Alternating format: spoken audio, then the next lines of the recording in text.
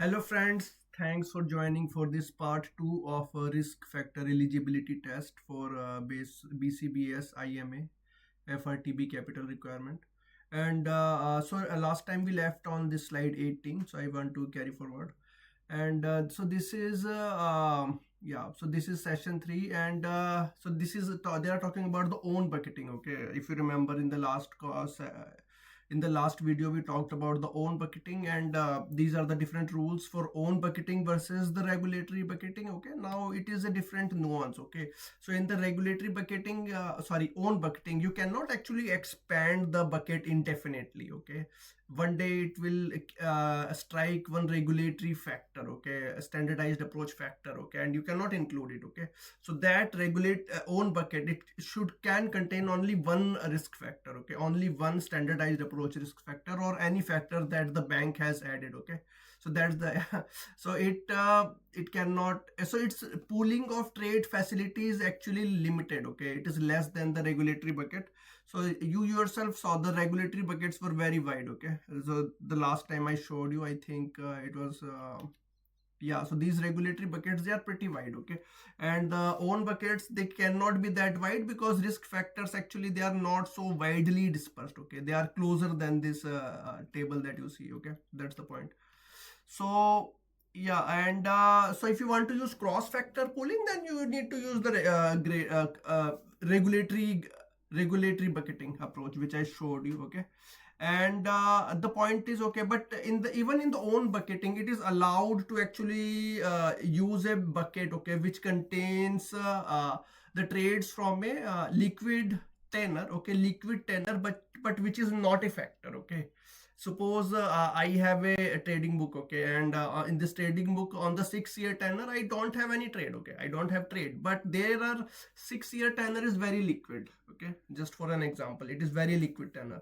Then on my 7-year illiquid thin tenor, okay, risk factor, which is actually risk factor, I have trades on that tenor, then it can actually, I can create a own bucket. Okay, 6 to 7.5, 6-year to 7.5, and it will swallow the tenors of 6-year. Okay, so that is allowed. So that's the point. And the risk factors, there are 3 definitions. A risk factor, it lives in a risk theoretical PNL, and it also powers your expected shortfall, obviously. Okay, and risk theoretical PNL is used for calculating the daily profit and loss. Okay, daily profit and loss. Expected shortfall, it is different because there are stressed scenarios there. Okay, stressed scenarios, it is scenario based, and RTPL, it is daily PNL of the bank. And the RFET, it is counting window. Okay, it is the counting job for a bucket. So there are 2 things. Okay, RTPL, it has a relation to RFET. Okay, RFET bucket, it has a counting. Okay, think like this. Okay, that 24 risk factor, risk pricing counts, or 100 pricing count, 90-day period. Okay, it's like that is your RFET bucket. Okay, and the standardized approach bucket is different. Okay, it tells what is the currency of your interest rate risk class. In the IG, there are different buckets. Credit spread, there are different buckets based on the region and credit quality, right, and sector. So yeah, so there are different definitions, and you should be, okay, aware of them. And yeah, so that's, I already told you about. So these vertex, what you see here, they come from MAR 21. Okay, is the standardized approach, on which also I have created a video. I have covered standardized approach quite thoroughly. Okay, so these risk factors come from there. Okay, so the point is, okay, so these risk factors should be there in your risk theoretical PNL. Okay, so they should be there. So that's what I was telling you, right? They are not so coarse. Okay, they are not so coarse. Actually, they are not so wide. Okay, so these are not so wide. See, 1, 2, 3, 5. Okay, they're not wide. And yeah, so you cannot be coarse.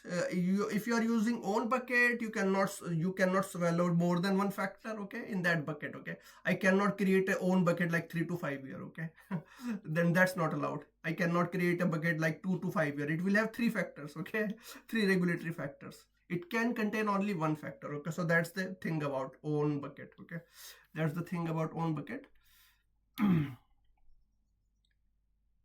So so if you have a thin risk factor, like on the 7 year you have lots and lots of trades, okay, you have lots, but but they are less, okay. It is a thin tenor. I mean, you have exposure on year 7, but you have thin tenors. You cannot get it from you cannot get the prices from vendor. You cannot get prices from anyone. You don't have committed quotes or third party length transactions, okay. Arm's length transactions. You don't have any published prints, published prices, okay. What do you do? Okay, you have one option. You can keep it that 7 year, okay, let it be 7 year, okay? Let use own bucket, okay. It will goes to NMRF, okay, non-modelable risk factor. Non-modelable, think about this. It is a stressed PNL, okay, stressed expected shortfall, and previous 12 years sorry, bank has to figure out a stressed period, stressed 12-month period, and on that it has to actually provide the stress scenario to those risk factors, and it is additive capital, okay. Expected shortfall plus SES, stressed expected shortfall, okay. So additive, and it does not use diversification benefit. Think like this, no diversification benefit, okay. So yeah, it is honest, but it is punitive, okay. It is like punitive. It penalizes the bank, okay. Higher capital, okay. Think like this, it is additive to the total capital, higher capital, higher regulatory capital. Then this 2A, okay, blend 5 to 10 year old, okay, not allowed. Not allowed in the own bucketing, okay. Own bucketing on, drop the 7 year interpolate, okay. Why would you want to drop 7 year interpolate? It will create its own problems, okay. If you drop 7 year, then it will suppose someday you have a twist on the 7 year tenor, okay. So, on the 5 year tenor, there the curve moved by 5 basis point, and on the 10 year it moved by 5 basis point again, but on the 7 year it moved by 10 basis point, okay, like curve, okay, thing like butterfly, okay. Then you will not be able to determine the twist on the 7 year point, okay. You cannot determine, then your risk theoretical PNL will not match with your hypothetical PNL, and your PNL attribution will fail, okay, my friend. So that's the point. Okay, so let me try to show you this one is interesting point, okay. So we got 45, let's go to 45 3.3. so this I was talking about, okay, my friend. So yes, you keep fine, it becomes not non-modelable risk factor, only 12 prices, right? 12 prints on 7 year, okay. Coarsen, okay, on bucket, but you cannot do that, right? It can contain only one risk factor, okay. Then you have third option, regulatory bucket, okay. It's good, okay, it works. You can so there is a 3.5 to 7.5 year band, okay, which will combine 7 year with 5 year, okay. Oh, this thing I forgot to tell you, okay. On the 5 year we have lots and lots of trades. I mean published prints. So it will take the prices from 5 year and complete the 24 prints, okay, in 1 year, okay, or 100 prints, okay, whichever logic or the path that the bank is following, okay, it will pass regulatory pooling, okay. That's the main point. And so this is the thing I was trying to explain you, my friend. So this is the parallel shift, okay. This is the parallel shift, okay. In the parallel shift, if you don't know 7 year what is the increase in yield for the 7 year, it doesn't matter, okay. You can interpolate. 10 year moved by 5 basis point, 5 year moved by 5 basis point, okay. 7 year equally correlated with 5 year 10 5 year and 10 year, yeah, right. So it will be 5 basis points. So yes, 300k, okay. Sensitivity CS01 into 5 basis point, okay, simple, okay, a parametric approach. But if it is 8, see, it's a twist, okay. If you plot it, it will look like twist, okay. At 2 year, it like this, it will be this curve, okay. You cannot determine what is the twist at 7 year based on 5, 10 and 5, okay. You cannot, okay. See, it is more than that, okay, no correlation. Then your front office will create a 480k of loss, okay. It is increasing, right? Your bond will lose money, your position will lose money, okay. Minus 480. But you see risk theoretical PNL, okay, it will sorry, where was my Yeah, this is RTPL. Okay, this is your RTPL. It will be minus 144. Okay, it will be less. Okay, because it would be assuming, okay, I will assume linear interpolation between 2 and 3, and it will be like 2.5. Okay, or somewhere around that. Okay, it will be much less. Okay, so that's the point. So yes, I cannot drop 7-year print. That's the main thing. Own capture. Suppose on the 6-year point, I have very many trades. Okay, but important we think that it's not a risk factor. I don't have trades. Okay, but the market is publishing trades. Okay, I can buy those trades from third party, like some broker like Apollo. Okay, so Apollo does prints prices. Okay, committed. They provide committed quotes. Okay, they're ready to trade on those. And there are many. Okay, Goldman, Morgan Stanley, and HSBC, they are willing to trade on those committed quotes. Okay, they are okay. BCBS will accept those trades as valid prices. Okay, those quotes as valid prices. So yes, it is a clean approach. Okay, so there are two very good approaches. We got two very good options. Okay, for thin tenors. Okay, if you want to avoid the NMRF, then regulatory pooling or own capture. Okay, and so this is what I was trying to explain you the twist. You won't be able to figure out, okay, what was the interest rate increase on 7-year tenor. Okay, you won't.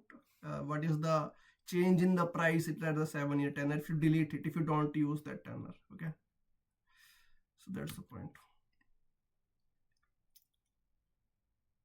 Yeah, so this is the election point. Okay, and it is done based sorry if I have not told you about. Okay, each curve, surface or cube. Okay, a bank has an option to choose which approach. Okay, it's not like that for all the curves, all the surfaces and all the cubes in the firm I will use own or I will use regulatory. It's not like that. I get an option. Okay, the bank gets an option. Sorry, let me show it to you.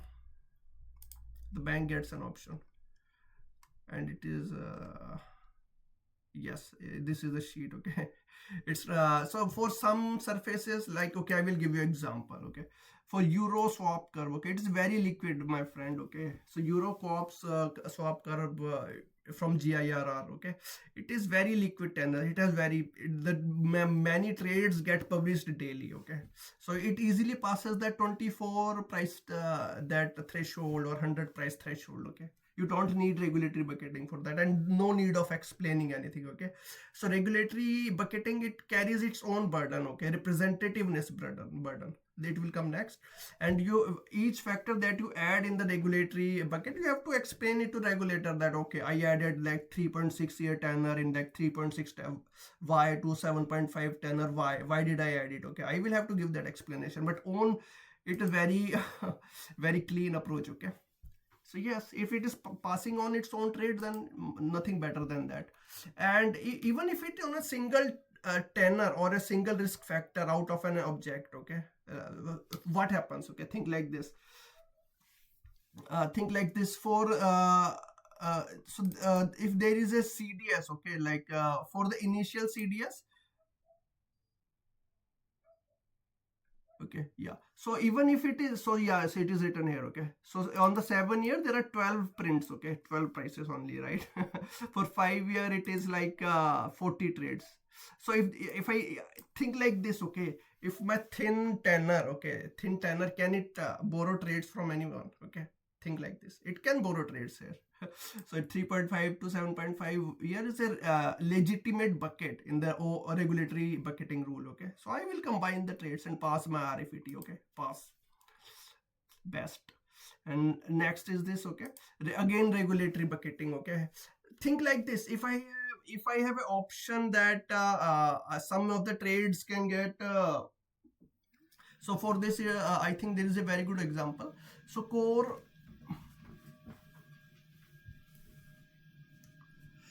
so what happens that whenever there is an optionality, right, implied volatility trades, then at the near the ATM trades, near at the money strikes or balls, there are many trades. Okay, because they are maximum liquidity, they have maximum liquidity, maximum depth and width. So yes, there are many trades in it. Okay, and so and the wings, okay, wings meet like 0.75, 0.85 or to 0.25 strike price, okay, they have very little liquidity, okay, very little liquidity. That means they need they pass as NMRF, okay, they pass as NMRF. So yeah, so that's the point, okay. Yeah, and this one volume surface, okay, again it has every bank Euro USD is a very actually liquid tenor, okay, sorry, not tenor, risk factor. It is a very liquid, okay, so it is very deep market. And the banks provide this ATM prices, risk reversal, butterfly, okay, this is actually straddle. This is a straddle, okay, they buy, the bank provides prices for both call and put for the same strike. And risk reversal means they are long call and short put for the same strike, or vice versa, okay, it is a bearish versus bullish, okay, outlook. And butterfly means twist, it is the twist. Yeah. And yeah, and so it is own bucket, okay, because again if there is enough liquidity, then it is own, and if it's not, then okay. So as you've seen that, so this is FX product, right? And I have chosen the own bucket. And this is the futures, okay, again regulatory bucket, because okay, for the further there is a very little liquidity, okay. So whenever you see the word like thin, okay, thin means less liquidity. So it's better to choose own sorry, regulatory bucket when there are thin trades or very less liquidity, okay, to pass the RFET, okay, otherwise go to NMRF.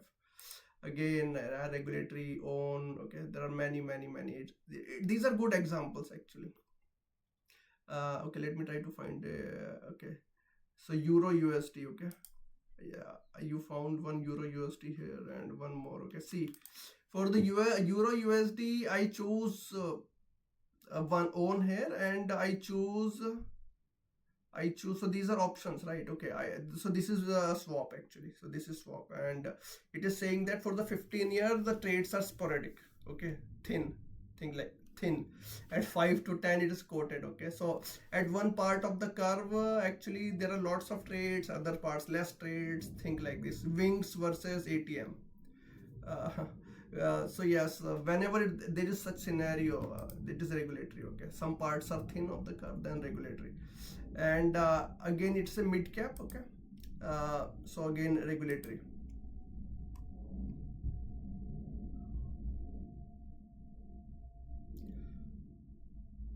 Yeah, okay, so this is a very good example actually.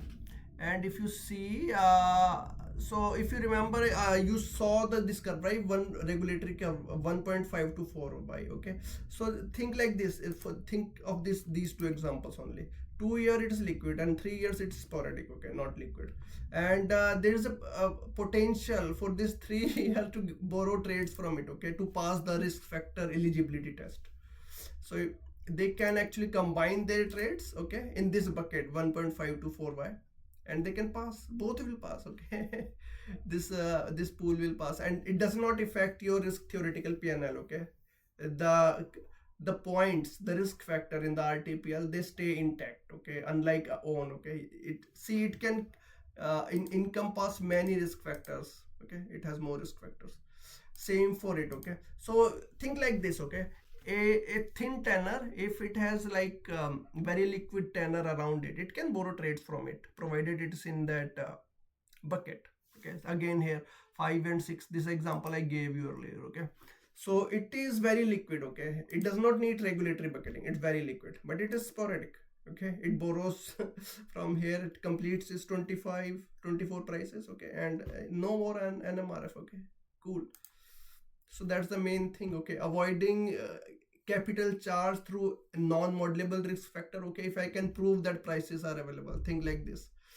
Only point is I have to prove the regulator that the prices are available, that's the only deal, okay. Yeah, so that was the point here. And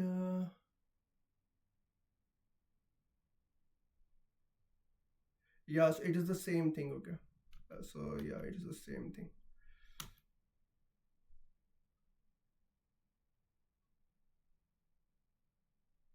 So these are some regulatory guidelines. Okay, you have to pass them.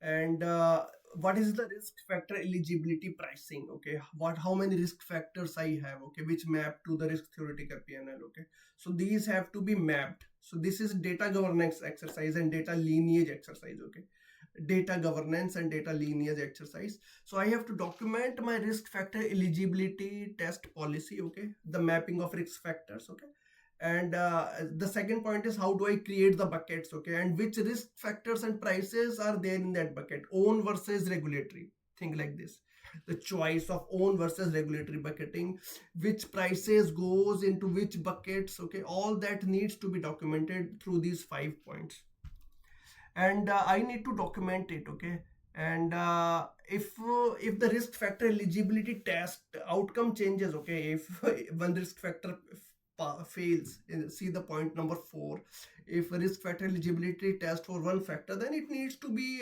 told to the, or this information needs to be provided to the regulator. Okay, and these tests need to be done quarterly. RFET tests needs to be done quarterly, and the bank monitors them monthly. Okay, so those so that is point number 5, a quarterly test. Okay, and document changes. Okay, if you're changing the own versus regulatory bucketing for some objects, like for swaption I want to use own bucketing. Okay, earlier you were using regulatory bucketing, then you need to tell the advisor why you are doing that. Okay, why you are changing your bucketing approach. Okay, okay, so that's all. This is okay, so it governs the RFET and yeah. Okay, now I move to the next point. So pooling is a subsidy with a bill attached. So that's the representativeness clause. Representativeness clause. Okay. So all prices in a bucket count toward every factor in it. Okay. Okay. So I told you about, right, 40-year Acme 5-year print. They combine with the 7-year prints. Okay, and make so the both 5-year and 7-year pass the test, RFET test, right? So that's the point of the bucketing, right? I can combine the prices for 2 tenors. Okay, the bill. Okay, so but for every price it should when I am allocating a price to a bucket, it should be representative of that bucket. It's not like that I can pick a price and allocate it to the bucket. That's the point. Okay, so there are some examples here, my friend. So I can allocate 5-year prints to that bucket. Yes, Acme 5-year prints, the same issuer. Okay, same seniority. One more thing, I can actually extract a 7-year rate, 7-year credit spread from 5-year through some logic, right? So obviously I would believe that 7-year spread will be more than 5-year spread. Okay, I have reasons to believe that. So actually there is some relation, and I can, through some method, I can derive 7-year spread from 5-year, right? So 5-year spread actually represents 7-year spread to some. So this is legitimate borrowing of the prices. Okay, and the prints. And can I add that another company? Okay, see, I am talking about Acme. Remember my first principle. So the issuer needs to be fixed first. Okay, when it is about credit spreads. So we are talking about credit spreads. So this example is about credit spreads. So DEF is a different company. Okay, different issuer. So automatically no, I cannot. This fails the representativeness test.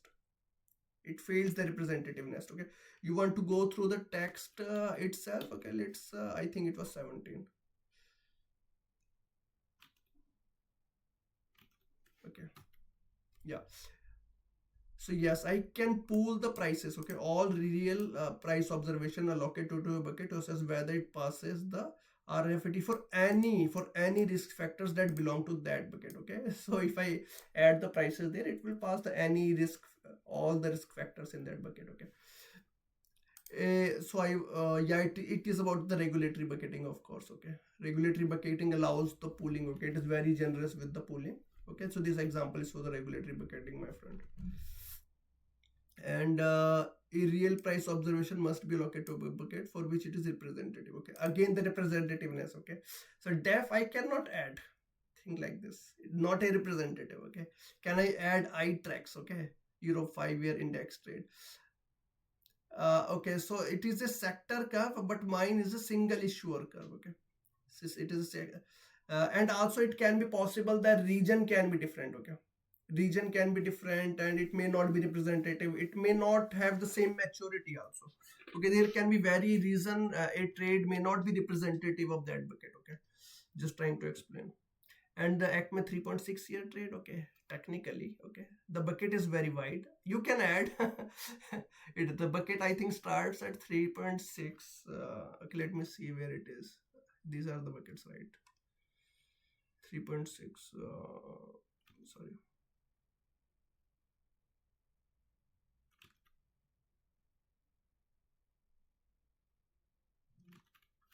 Yeah, actually, yeah. Can I add the 3.6 here to 7.4? So it is a stretch actually, but see, it is very far removed from the 7 year, right? It is very far removed from 7 years. So I cannot actually add, I should not actually add it. So there is a lots of gap between 7 year and 3.6. So think like this: 7 year factor trying to borrow trades from 3.6 years. There's a lots of gap. You have to provide evidence. Okay, why are you putting a risk factor in that bucket, right? Okay, representativeness bill. And there are trades there. Okay, they also mature, right? Our trades mature. I have 3 bonds. Okay, one is like 10-year maturity. After 2 years, it will be like 8-year maturity. 8-year maturity. I have to change its tenor, right? So that is aging roll down. But then I have to remove it from the 10-year bucket. So that's the point. Okay, so that is the aging roll down. And okay, let me show it to you. This is it. As debt instruments mature, real price observation for those products that have been identified within the prior term are usually still counted in the okay. When banks no longer need to model okay credit spread belonging to a given maturity. Okay, if I have my remaining maturity is not 10 year but 8 years, then I will actually assign it to the 8-year bucket, right? So that's the point. Okay, it will get counted in a different bucket then. But the main point is that there is no duplication here. Okay, I will have to remove it from the 10-year bucket. And the parametric. Okay, so the point is okay, that is this. So some for some products, okay, like options. Okay, the brokers provide three prices. Okay, three codes like the straddle price, the ATM price, also called the straddle price, where they provide the price sum of the put and call. Okay, it is called straddle. And the second is the butterfly spread, and it means a twist. Okay, and the third is that risk reversal, and it tells you okay whether it is the bearish, it tells you about the skew of the product. Okay, skew of the implied volatility.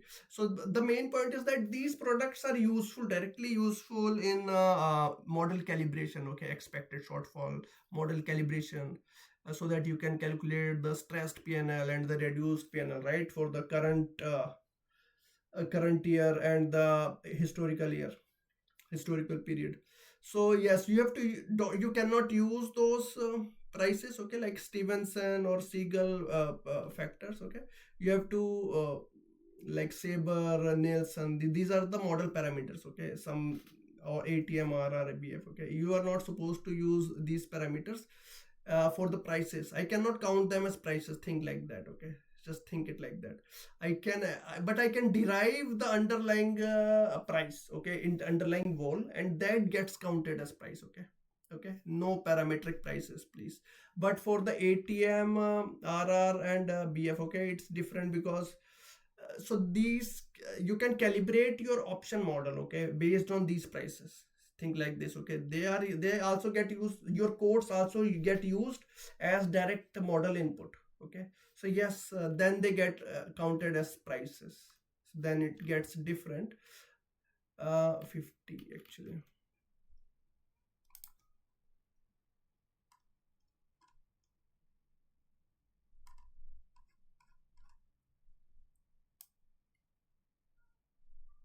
Yeah, so these are very I'm talking about ATM, butterfly, and risk reversal. These are the spreads. Okay, and they are very liquid trades, and they directly get counted in the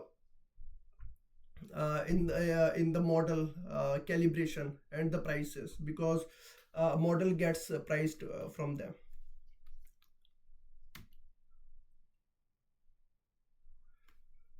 Okay, okay, okay. Yeah, okay. Yeah, so that's what I was telling you, right? Okay, so if you, as you see, okay, whichever bank or broker it trades options, okay. So most of the trades will be around at the money, okay. Zero delta equal to 0.5. Most of the trades will be around 0.5, and the further you go into the wings, okay, like like 0.85, 0.15, okay, the trades will be thinner. Those are called exotic strikes, okay. It will be very less prices available there, okay. So they are likely go as non-modelable risk factors, okay. So this is D4 bucket, if you remember. So this is the D4 bucket. Okay, let me go. Okay, let me show you. So this is the delta, right? This is the D4 bucket. So most of the trades are available here. This is around at the money, and so this is this bucket. And yeah, so you use regulatory bucketing, okay. All of these trades get priced as like they pass the RFIT test, okay, but it does not pass here. You see, no more. It is very thin risk factor D4.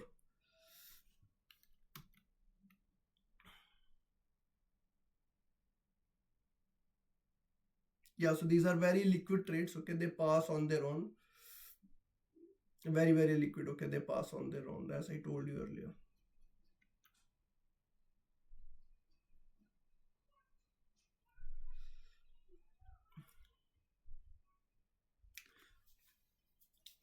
Yeah, okay, sorry.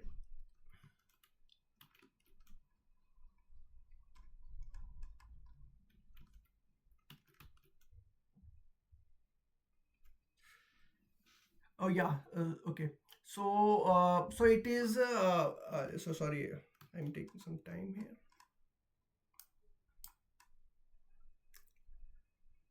So this is a very good example actually. Suppose you have a risk factor like Acme bond. Okay, you have Acme bond, a 7-year credit spread factor. Okay, and you don't get prices for it. Okay, you don't get a supplement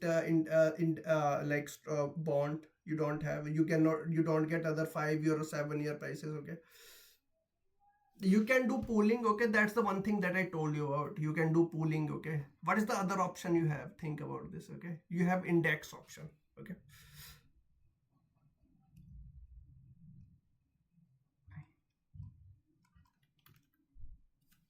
Yeah,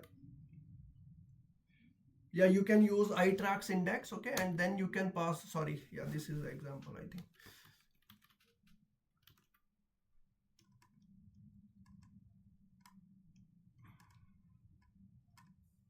Yeah, so this is the Acme, okay. So this is the regression exercise, okay.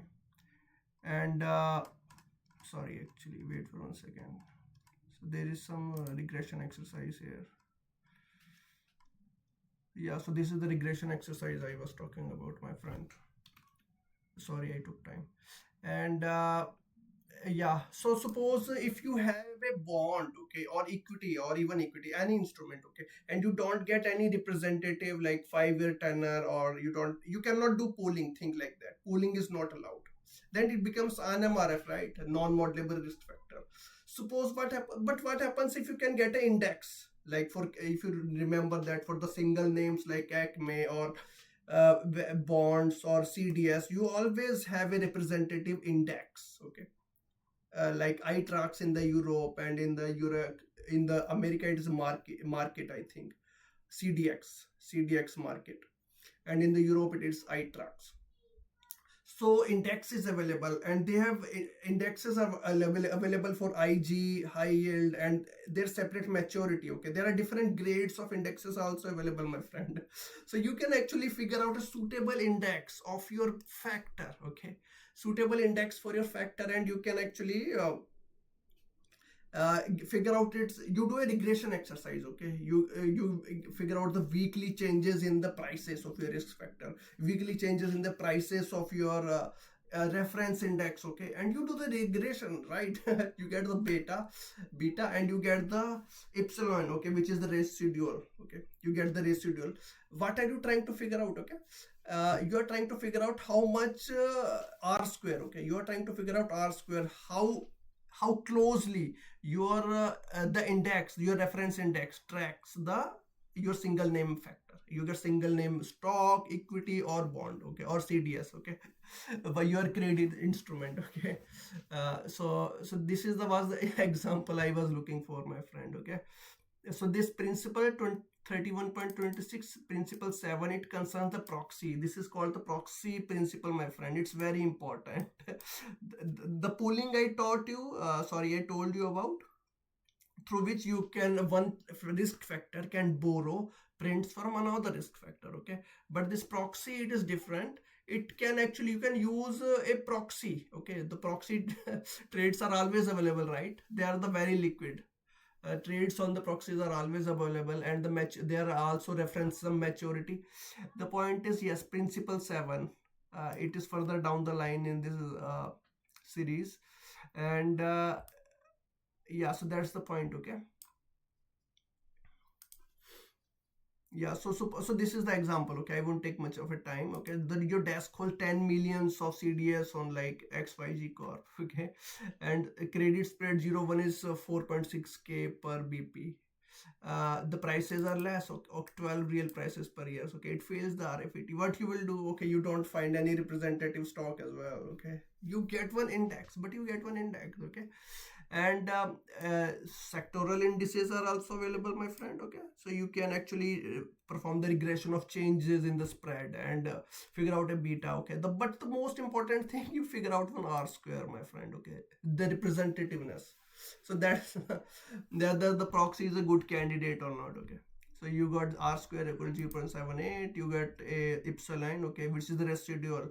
It means, okay, how much of the price movement is not explained by index. Okay, it is idiosyncratic component. It's the component of your bond, okay, which could be like contract clauses or the governance of the company or the different things related to the company, not to the macro environment. Okay, and beta is 1.25. It's important in calculating PNL. Okay, if you see, daily PNL will have beta, and this will go to idiosyncratic will go to NMRF, okay, non-modelable risk factor, unless after some time it gets modeled. Okay, if it is possible that after 6 months or 1 year it can be modeled, then okay, you can add it to the expected shortfall as well. Okay, but usually banks keep it separate.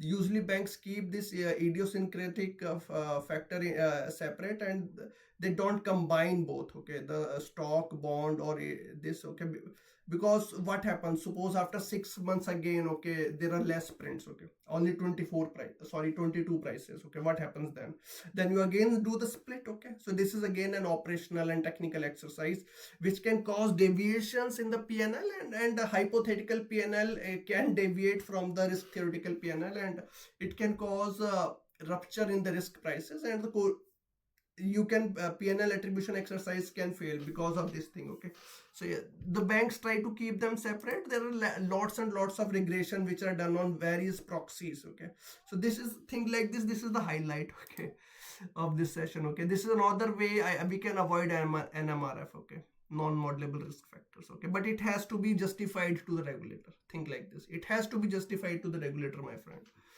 because they don't want you keep using proxy for everything, right, for which you cannot find a risk factor.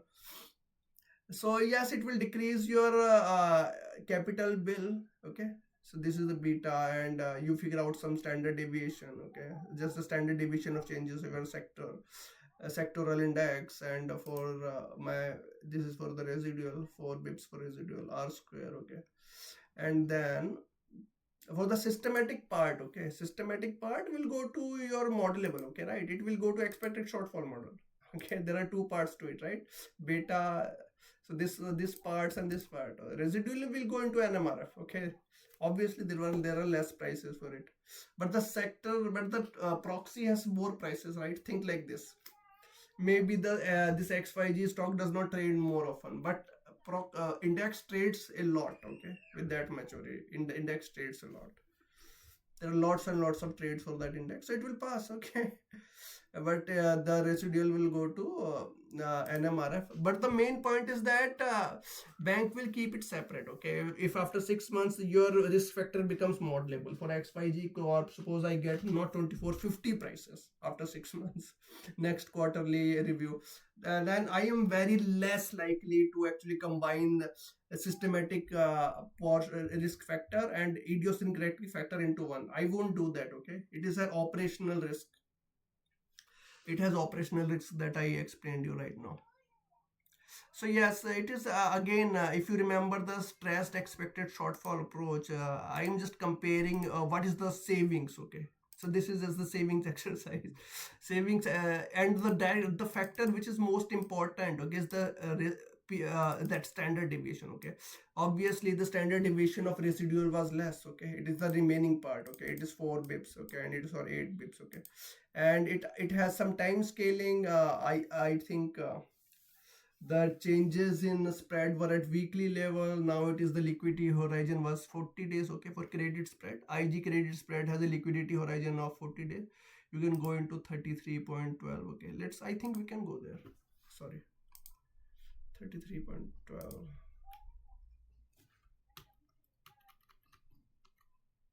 Yes, so these are the yeah, so this is it. So there are like for credit spread it's 40 days. Okay, 40 liquidity horizon is 40 days. So yes, it is a 40-day move, right? Okay, so then and 2.34 is for expected shortfall of like 97.5. Okay, 97.5 confidence level. Then yeah, so this is the move, my friend. Okay, no decomposition, then 259 capital charge. Okay, NMRF. It is stressed capital. Okay, it is stressed capital, 259 capital charge. Okay, then this is your for that residual only, it is much less. Okay, because the standard deviation is less. Okay, residual is always less. Okay, so how much you have said? 53%. But the banks, okay, you have to convince it to the banks, simple as that. Okay, all right. And this is one another example. Okay, I think it is after that. Okay, so this is the equity one, my friend. So let's do the equity one. Okay, so I am long the stocks. Okay, stocks, and again the prices are less. This is the equity example, but the logic is similar, my friend. Okay, I will calculate some beta, some r square. Okay, r square is very important. Okay, when I have 2 or 3 candidates of the single name versus index, then r square, it tells me which is the representative. Okay, which is the close representative, and which will decrease my regulatory bill as well. See, it is better representative and the residual is less. So I will choose with this one, obviously. Okay, and also it is a very good match. Okay, so this is even more important. Very good match.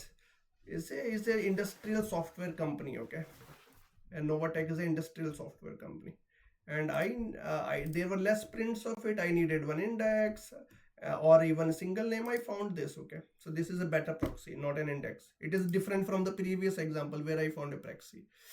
Sorry, index. This one is a single name. Okay, and correlation is also higher. Okay, r square is higher. So that's the point. Okay, so similar exercise I will do here, my friend. The NMRF will go through that. Sorry, the residual will go into NMRF, and yeah, and the standard deviation of that Nova company, sorry, stocks company, it will go like this. Okay, yeah, the condition at that is that it should be traded. Okay, there should be lots and lots prices available for this one. Okay, all right. So now you know 2 techniques already. Okay, pooling plus proxy. So this is the proxy technique. Yeah, this was the proxy, and this I just explained you. R square is very important. It tells you whether it's a good representative or not, whether single name or index. And another thing, okay, it should have prices available, right? You are choosing a proxy because it has prices available. You are trying to split the risk factor into two. You want to price the modelable factor using expected shortfall because it allows diversification. Think like this. It allows diversification. That's why you want to split it, right? And another part, NMRF, you want to decrease it, okay? You want to split it into NMRF, the second part, okay, which obviously does not have prices available.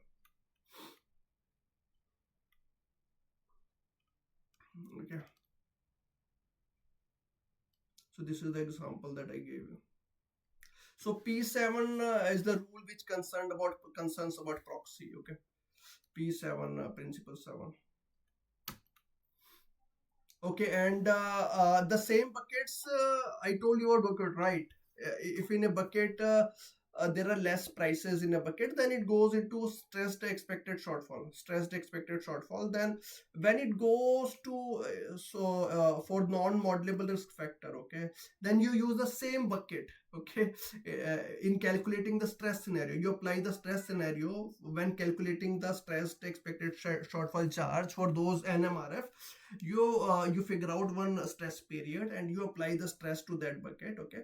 So now there is a catch here, sorry, good thing here, okay? Good thing, the point is that when you apply the stress charge to that full bucket, you get diversification benefit, also called netting benefit, okay?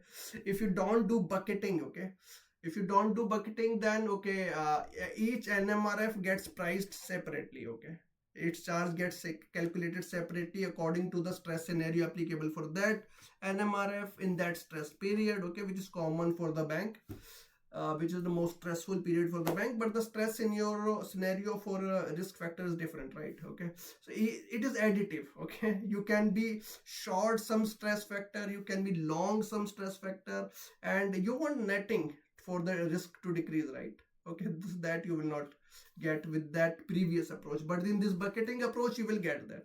So that's the other benefit of the bucket, okay? But you have to convince the regulator that I want to use bucketing, right? But they concede to this request. So now you know three good things, okay? You know pooling, now you know that the proxy thing, okay, the principle 7. Now you know that the bucketing which helps also in the decreasing the capital charge for the NMRF as well, okay, because they actually help in the netting, okay, for NMRF.